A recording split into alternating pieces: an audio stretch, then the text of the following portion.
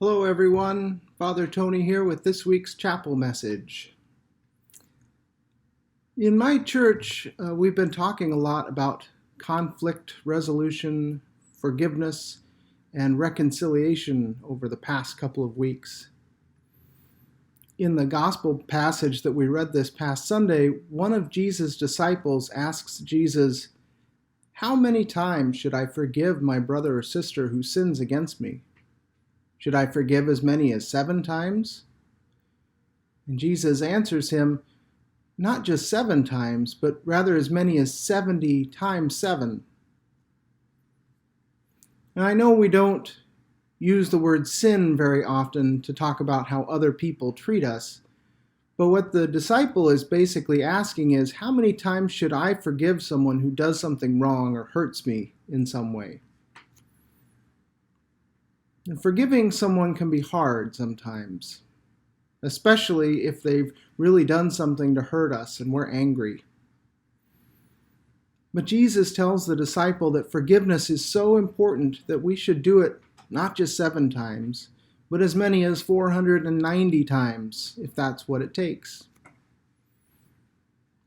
So why is forgiveness so important? First of all, because we need it. The last I checked, none of us is perfect. We all make mistakes. We all do things that hurt people's feelings or hurt people in other ways. And if we're not willing to forgive others who have hurt us, how can we expect others to forgive us? Second, we forgive because that's how we stay in community with one another. When we have conflicts, we work to resolve them and we forgive. Not resolving our conflicts and offering forgiveness can tear apart friendships, families, and communities. Finally, we forgive because if we don't, it can hurt us in the long run. Forgiveness frees us from anger and hurt that can turn to bitterness and resentment and eat us up inside.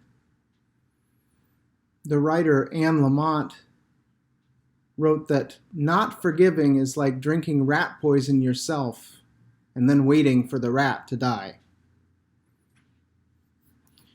The Janus teacher Mahavira points out that anger only begets more anger, while forgiveness and love lead to more forgiveness and love.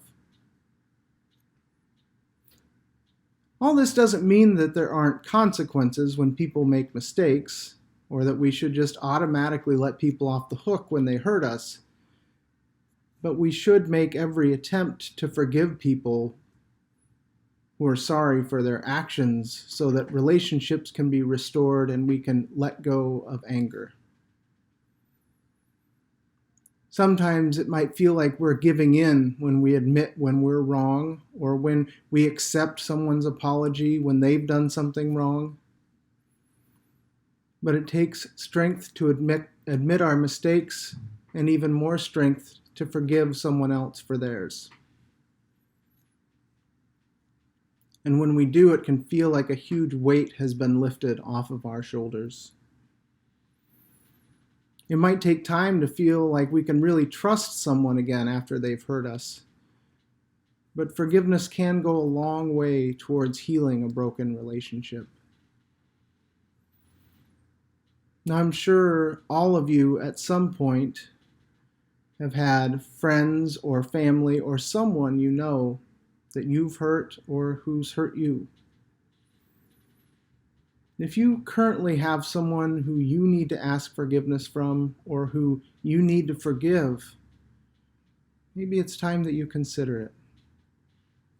It's not always going to be easy, but in the end, you'll be glad that you did. I hope that y'all have a great week.